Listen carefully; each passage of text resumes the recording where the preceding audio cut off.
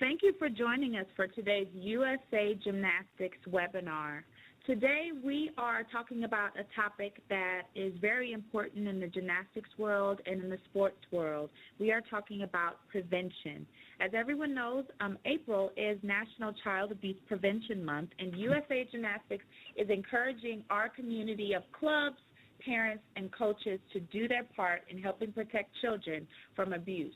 Today, we have as our guest speaker, Cindy McElhenney, who is the Director of Programs at Darkness to Light, which is a national nonprofit organization based in Charleston, South Carolina, that's dedicated to the prevention of child sexual abuse.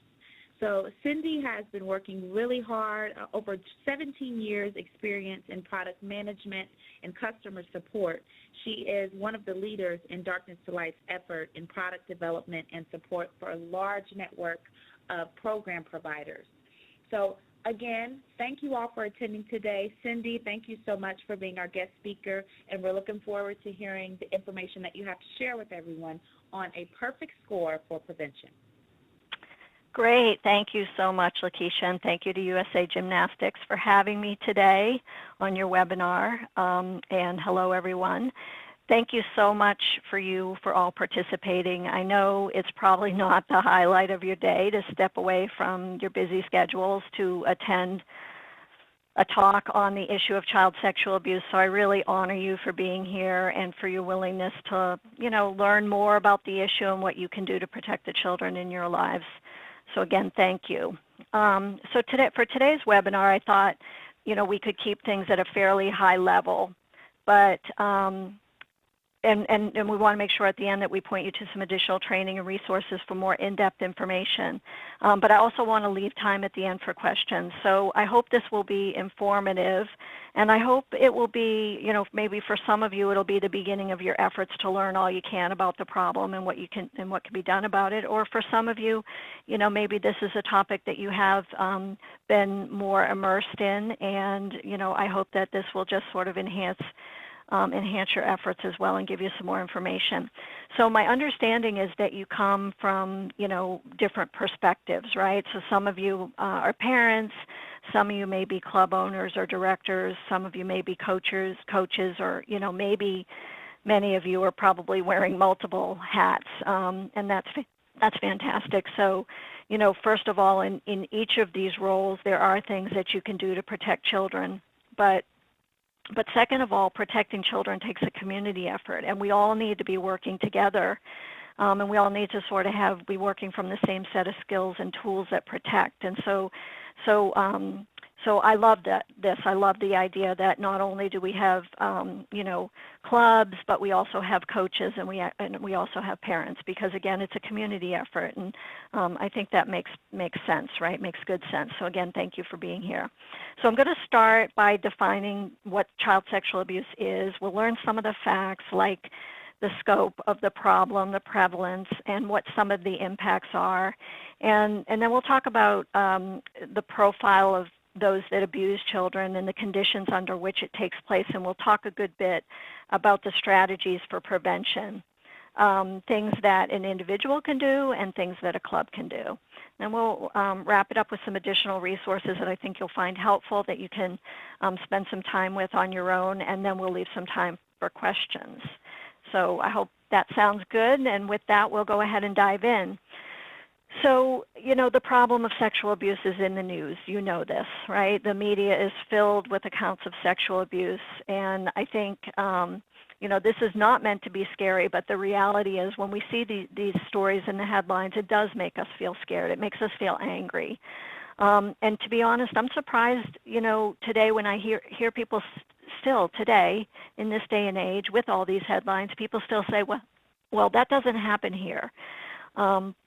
Believe it or not, that's still happening, even with these headlines. And so I think we have increased awareness, but I do still think there is a problem that some people believe it's not going to happen in my community or my family or my organization.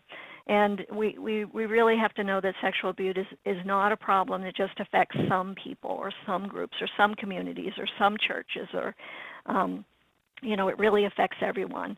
And so I think we also know that sports are particularly vulnerable. There's enough in the headlines to make us very aware of that tough reality. We know, obviously, you guys know more than anybody, that sports are an amazing place for kids to learn, to develop, to gain valuable life skills through those experiences. And we also know that most of the people who work with children in youth and sports are there for that very reason, to provide all that for children. Unfortunately, it's also for those reasons that sports is an enticing environment for would-be offenders. I mean, because, we know that's where trusting relationships are forged.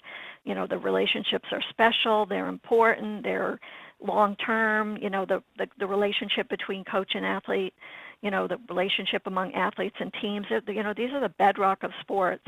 And while it is, completely true that most of the people that are working in sports are, they willingly and passionately encourage and support and mentor young athletes, but it's also true that there's some among us that lurk there with other intentions.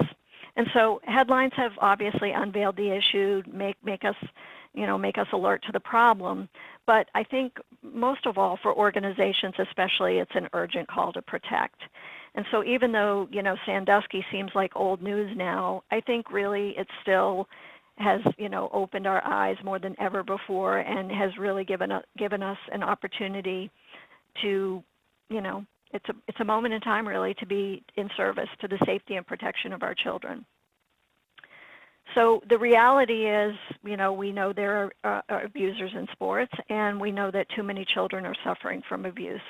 And, in sports, many are at the hands of trusted coaches. And so when you look at these faces, these beautiful faces here, most of you probably recognize some of these faces. These are all, athletes that have experienced sexual abuse, some of them at the hands of their coach, many of them not by the hands of their coach, but by members of their family or members in their community. And so I think, this is just an opportunity for us to join them. These have all been, of course, voices, strong and courageous voices that have not only shared their stories, but have also become huge prevention advocates. And so I think this is a call for all of us to join them. And I think you participating today is helping say that you're willing to join them in this effort to protect children. So let's take a look at the definition of child sexual abuse. And so, really, definitions vary by state. You'll read lots of different definitions of what sexual abuse is, but really what it comes right down to, it's any sexual act between an adult and a minor, or between two minors when one exerts power over the other. And I think it's important that we understand that sexual abuse, almost always involves an imbalance of power. It's the power dynamic of the abuse that allows the perpetrator to keep the victim shamed and silent and compliant. And so there is definitely a power differential. The sexual acts could be fondling, they can be groping, they can be genital contact. But they can also be non-contact acts, right? Like exhibitionism, exposure to pornography, sex talk, or sexting.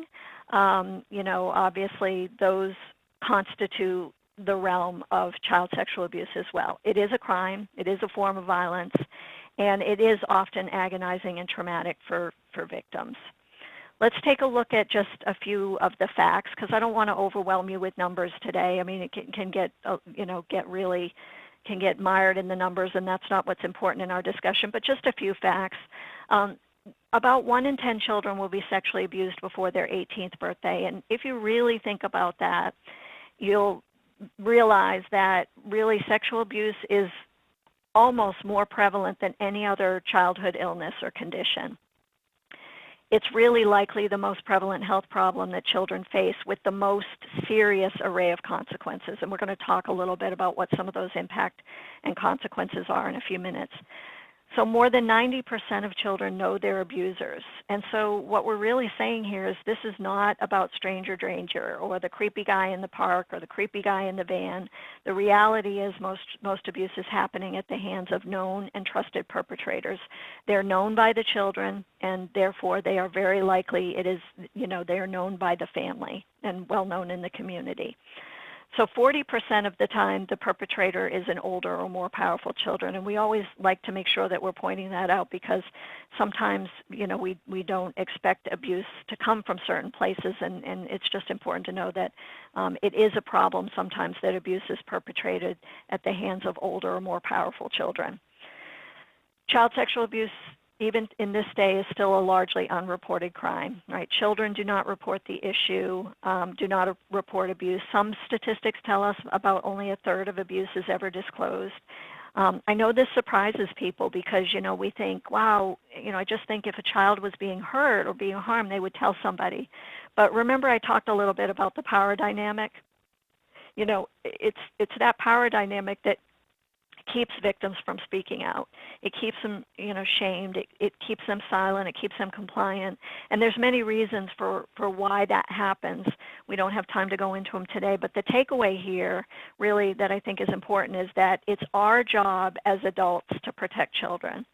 And so, I think it's sort of easy sometimes in our culture. We think, well, let's just teach kids what they need to say no, and that they'll say no.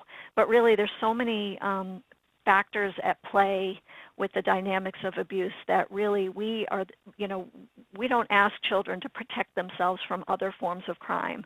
So we can't do that in this situation either. We are the ones that have to protect children. We're the ones that have the ability to see what's going on, to recognize red flag behaviors, to intervene if we see a child at risk. And so we're going to talk a little bit more about what some of those things are that we can do.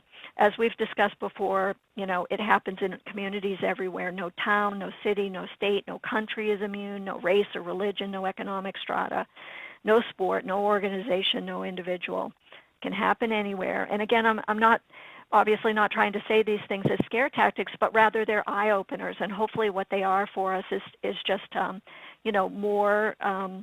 more awareness in turn will create more what I would say motivation and action towards prevention and protection. So let's talk a little bit about the impact. I said that sexual abuse is likely the most prevalent health problem that children face, with the most serious array of consequences. Those two things go hand in hand. So here is just a few of the health impacts, but really there's a long list of potential health impacts. The depression, anger, substance abuse, PTSD, self-harm, suicide. Impacts affect children. It can interfere with their school performance, their relationships, their sense of self. And then many of these impacts can then often last into adulthood. And so, there's even data that, suggests that there are physical health problems as well as a result of child sexual abuse. It's, we're learning more and more in our society about the impact of trauma on developing brains and developing bodies and how it has potentially lifelong impacts. And so, if we're not motivated enough by the mental and emotional and physical impacts that child sexual abuse has, we also know that because of that, it also has a tremendous economic impact on our society as well. And so let's take a look at who abuses children. It's important for us to understand, what are some of the characteristics of perpetration, right? So, I think we think sometimes it would be easy for us to spot an abuser. Like I would be able to spot an abuser. But we've learned already it's not the creepy guy in the park. It's not the guy in the trench coat or the dirty old guy stereotype, right? The reality is abusers look and act just like everyone else. They can be men, they can be women, they can be older youth. They they go out of their way oftentimes to appear likable and to appear trustworthy and to appear above reproach. And, Sandusky is a great example of someone who really went to the extreme in terms of creating a persona of somebody in the environment who loved and cared for children, but really was abusing them. And so I think that's an extreme example of, but it's a realistic example of how somebody goes through great lengths to groom not only their victims but the surrounding community. And so abusers obviously are attracted to organizations because they have access to children, right? So sports organizations we know are particularly vulnerable. So it's like for someone looking to abuse a child, a sports organization is especially attractive, right? The coaching position is one of great trust. It's one of power. It's certainly an imbalance of power. A coach can hold the key to, a player's success and advancement, and touch is an accepted part of coaching, right? We have to do mechanical corrections. We have to do spotting. I mean, there's just many, in many ways that the things that are important about sports also make it more vulnerable. Taking a look at peer-on-peer abuse for a second. I think it's important, again, we've talked about this, 40% of abuse is perpetrated by older children, right? So there's some data to suggest that, abuse is happening more at the hands of juveniles. And so I think, what we need to be aware of is that, first of all, the potential for this to happen, it's often related to bullying, or bullying escalates to a sexual nature. Sometimes it's related to hazing. Hazing can also be of a sexual nature, and that constitutes sexual abuse. Peer abuse is more likely to happen on the grounds, such as in the bathroom or locker rooms or the buses or overnight trips. But if you know where and when it's likely to happen, there are some things that we can do to minimize risk. So we're going to talk about that in the second part of this webinar. Let's talk a little bit about the grooming process. Again, if we know all these things, we can better understand what it might look like if some of these things are taking place. And so that's why we're giving you all this information today, and then we'll talk about the strategies on how to prevent. So most of you have probably heard the term grooming as it relates to child sexual abuse, and really grooming is just the process by which an offender, draws the victim into a sexual relationship and ensures that compliance and that secrecy. And so usually it's a gradual process, right? A gradual process of selecting the child and then gaining the trust. And many times that includes gaining the trust of the caregivers as well. So it can take place over a short period of time, or it can take place over months or even longer. It usually takes place in stages, right, that would involve first identifying or targeting a victim. The abuser will many times seek children who appear vulnerable or needy of attention. They maybe they don't have too many friends, or they have less involved or not present caregivers. And then they go to the next step, which is gaining the victim's trust, right? They watch the child, they gather information about them, they get to know what their needs are and then how to fill those needs. They mix with the child's caregivers, giving the child extra attention. This could be like giving them gifts or special privileges, making them feel loved or appreciated, or treating them as if they feel older, or they foster secrets. And so that's a process in which they're gaining trust. Then the abuser will seek to isolate the child, and that's where they may will create situations to be alone with the child. So this is things like they'll offer to babysit, or they'll offer to tutor, or they'll offer to give individual attention, individual coaching. They'll take them on special outings, right? They'll create situations in which they can be alone together. And then it moves, of course, to sexualizing the relationship. And many times where we see this happening is in in what seems to be fairly innocent types of touches. And what they're trying to do is expose and desensitize the child. And maybe they're trying to do this with sexual talk or sharing dirty jokes or showing pictures or pornography, or they're doing it with fairly, innocent touches like back rubs or, casually appearing accidentally to touch in certain private areas. And so again, they're trying to, push the boundaries emotionally with the child, but also physically with the child. They may walk in on them when they're using the restroom or when they're changing, that sort of thing. And then lastly, the abuser will seek to maintain control over the child in the relationship to foster that environment of secrecy, and that whole dynamic involves creating in the child feelings that it's their fault. So they feel to blame, they feel shame, these are all very, very confusing. And sometimes, they like the child likes the added attention, but it's also paired with these boundary violations or sexual violations. And so, again, each one of these areas or each part of this process is areas where we can identify red flag behaviors. It's important that we know that, not all abusers fit this pattern. When we read stories about Jerry Sandusky, he fit this pattern to a T, right? I mean, everything we've read in the media accounts, there was some form of all of these things were happening. So, but there can be, it's just important to know that there can be situational offenders, and these are people who just take advantage of a child in a vulnerable situation.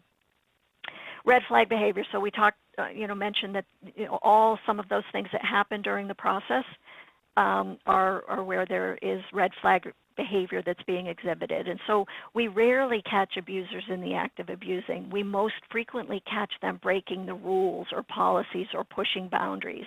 And that's why it's important to not only have policies in place, but to enforce those policies and then make sure that the policies are shared across the board and that parents understand what the policies are. Because if everybody's playing by the same set of rules and everybody can call out somebody when they're breaking the rules, that's what's going to create a safe environment, and that's where it's going to interrupt grooming behavior. And so some of those red flag behaviors, just to reiterate, gift giving, favoring a child, lap sitting, tickling, that odd behavior that just makes the staff feel uncomfortable. And all of you can probably relate to this on some level where you've seen something that gives you that pit in your stomach. Personal cell phone calls or seeking private time with the child, seeking time with the child outside program activities, offers to babysit or tutor or special help, special outings. Those are the types of things that we need to set some boundaries and set some rules on, and then we need to enforce those boundaries and rules. So now with all that said, let's jump now to, so what does it take? I mean, I just probably gave you a lot of really scary statistics and some horrible impacts and some grooming behaviors that can be really scary. What does it take to actually protect children from this crime? Well, it takes adult responsibility. We've talked about that. As all adults, we shoulder that responsibility. It takes organizations setting a new standard of care.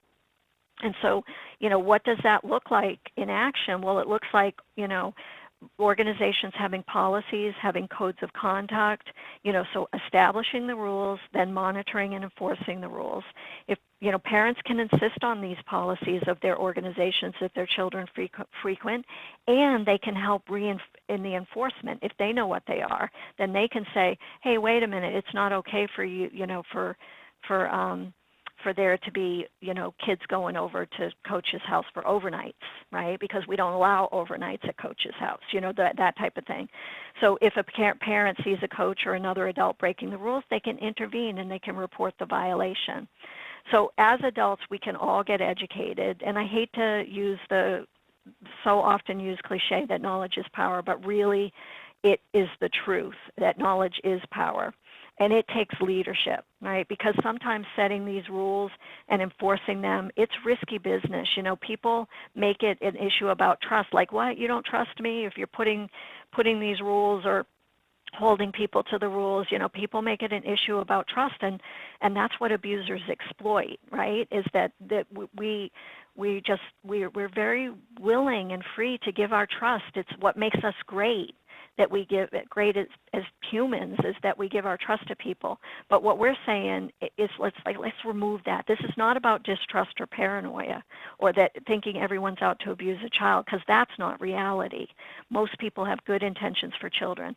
But it's about taking the blind trust out of the equation. It's about saying, here's the policy, everyone has to follow it, and if you don't follow it, there are consequences. So everybody's going to play by the set of rules, no exceptions.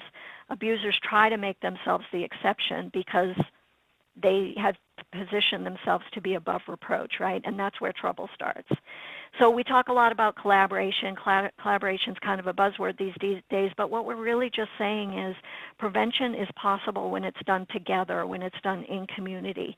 It can't just be done by the youth serving organizations, or it can't just be done in schools or in families. It has to be done by everyone in the community. It takes working together with each other, and most of all, it takes supporting each other, right? And I think that makes sense to everyone, but again, it really is something that if we are all working together as a community, that's where we're going to start to change culture around this. And when we see something, we say something, and we intervene, and everybody, is there to protect children, to protect them because they're vulnerable, right? We should all be protecting children. So let's talk a little bit more about this idea of organizational policy. You guys, especially those of you at clubs, and you've probably heard this a ton already.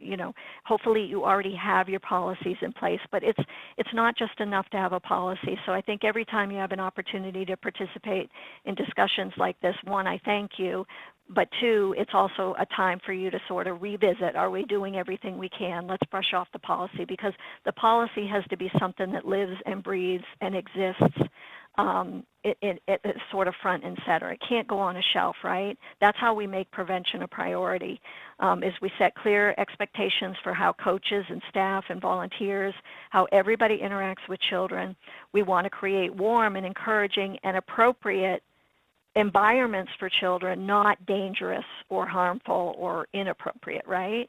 And so what does it look like? Again, it looks like having a policy. It looks like background checks. It looks like this idea of that there's standards of behavior. There's a code of conduct that says we're eliminating privacy. We're minimizing one-on-one that's done in isolation. We're not saying eliminate one-on-one. You can't. That's not realistic. We're talking about realistic solutions.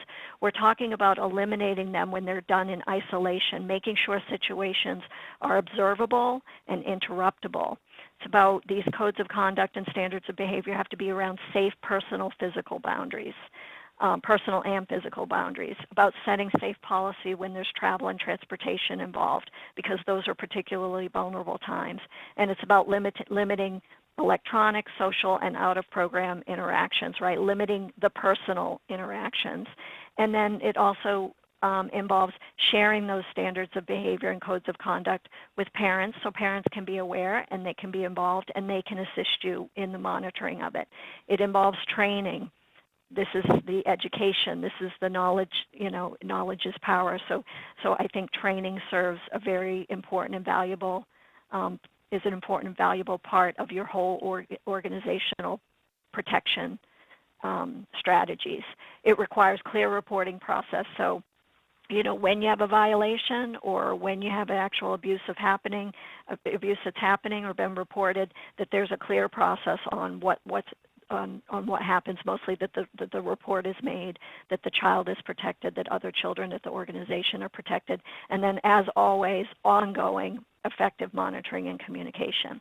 So that's sort of at the organizational level. Let's look at sort of what can an individual do, right? What can we do to make situations safer? Well, first things, we can be good bystanders. We can intervene when we see someone crossing safe boundaries with a kid. When we see a kid on someone's lap and they're uncomfortable and, the kid's squirming, clearly not happy, we can at that point say, look, it looks like Susie's done with that game. let's move on, right? We can actually intervene and say something and set a new norm on here, as adults, we're gonna protect and enforce and endorse children's boundaries. We can talk to kids about safe boundaries. We can talk to kids about sex and what sexual abuse is. We can talk to them about appropriate, inappropriate touch. We can use real life examples, and we can not just teach them stranger danger, go beyond that, and then we can empower them. If it does happen, they can come talk to us at any time. We can talk to other adults, right? We can insist on policy. We can know the policy, and we can be willing to take a risk to protect. And it is hard. It is hard to speak out against this issue. We're afraid people are going to think we don't trust them. They're afraid they're going to think we're crazy or we're overbearing or we're, but we have to be willing to take that risk to protect, because still in our culture it is risky to intervene. It's risky to report. It's risky to take actions that protect. And so what we're saying is we have to be willing to take that risk. And in the process of us doing that, we're going to set a new cultural norm around appropriate boundaries for kids. And that is going to minimize the risk for abuse, and it is going to prevent abuse from happening. Okay, go to the next slide. I just want to take 2 minutes to let you guys see this video, because I think it's a really good example of one sort of simple strategy for prevention.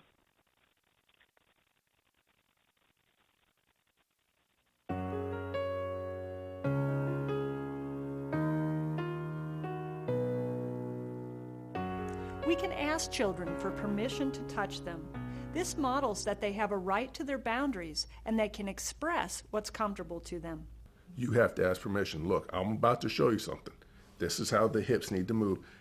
I can show you, and I'm going to put my hands on you right here and right here. Are you comfortable with this? If the answer is yes, you go forward and you do it. If the answer is no, I understand completely, no problem. This is what the visual is if I do it. So there is that boundary. And letting them set those boundaries and letting them set those limits and then respecting those, because then you're teaching them that they do have a say, that they do have power, and they do have that personal bubble. And recognizing kids go through different phases. Sometimes they are just into cuddling and hugging, and sometimes they're just like independent and, oh my gosh, don't kiss me in public. And then they're back to, oh yeah, kiss me, hug me, our boys and our girls. My son comes up now, when he was in middle school, he did say, Daddy, don't do that at school.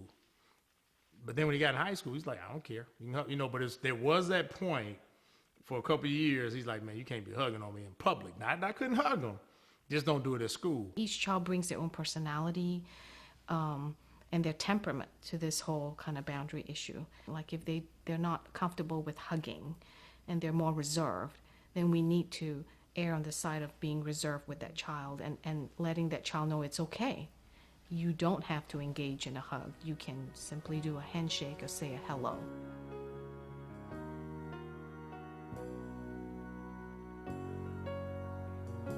Okay, so we shared that video for you as just a little sort of snippet of a full library of videos that Darkness to Light has. It just sort of says, okay, here's the situation. We know that, coaching kids involves touching. And so we have a coach there that talks about how he navigates that situation, and that the important thing that we ask for permission, that we tell parents that this type of touch may happen, and that it's all out in the open. And so I think he gives us some just really practical advice. And you'll notice that in nowhere there was saying, you can't hug or, hug children, right? We don't want to become a culture that's afraid to hug children. Children need that kind of warmth and affection, but it has to be on their terms, not the adults' terms. And so that's what this little snippet is saying. And so let's move on and get to wrap up so we can take some questions. So how can Darkness to Light help? Well, that snippet you saw is from a series of training that we have. Our primary training program is Stewards of Children, and that is made available to you as parents and clubs and coaches through USA Gymnastics, and it's made available to you online so you can take it on your own time, and we hope you do. That's where the education is. Take advantage of those educational educational tools that are available to you to learn more. And what you will learn in that training is you will learn, it will build on some of the things we talked about today, but you're going to learn the 5 steps to protect children. I think what you'll walk away is with more practical tips and strategies on how to create safe situations. And so I hope you'll check out Stewards of Children. And I'm just going to skip over this, but what I want you to know about the Stewards of Children training is that it does have evidence to show that it will increase your knowledge of child sexual abuse. It will give you practical tools and skills, and it will give you a better, increased ability to recognize or evaluate suspicious behavior and how to intervene. And the Club's Care campaign, I'm going to let Lakeisha talk a little bit more about some of the things that are available to you just before we wrap up. But we have teamed up Darkness to Light and USA Gymnastics. There's lots of resources on the Club's Care website, and there is an educational initiative that's designed specifically for you. And right now in the month of April, we're providing Stewards of Children online for free, so it'll save you $10. So hope you'll join us and take advantage of that offer for the month through USA Gymnastics University and learn more about what you can do.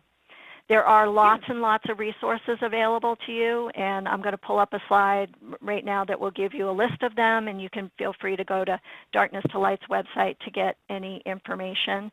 And then also I have some contact information if you have any questions about our program or if there's any way Darkness to Light can help. I've given you the name of our National Prevention Program Manager, and she'd be happy to take your calls or emails if there's anything you need. Wonderful. So with Thank that, you, go ahead, Lakeisha. Yeah, no problem. Thank you for all the information. I will just, again, mention the Club's Care campaign that is available on USA Gymnastics website. You can actually look up the Club's Care campaign on usagym.org/clubscare. And on this website, we have a nice amount of resources from quick reference guides to help you with creating an effective policy to help prevent child sexual abuse in your facility, to, again, as Cindy mentioned on one of her slides a little bit earlier, to figuring out how to hire and build parameters within your own policies that would help protect your coaches and your business as well as the gymnast first and foremost. So again, our Club's Care campaign has wonderful resources there. Darkness to Light is one of our partners. So we have their website listed there along with our other resources as well. And we are, again, offering 2 courses this month for free through USA Gymnastics University. We actually have a new course. It's the Recognizing and Responding to Child Sexual Abuse course, which is the U302, as well as the Stewards of Children's course, the U301, available for free.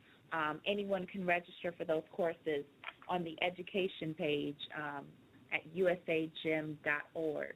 And right now we actually don't have any questions on the live webinar, but again, you can contact Elizabeth Warren, who is the National Prevention Program Manager here, and there is a survey at the end of today's webinar if you would like to just provide any feedback or if you have a question that you weren't able to think of during the live webinar. And Cindy, thank you again so much for sharing this information from Darkness to Light on a perfect score for prevention.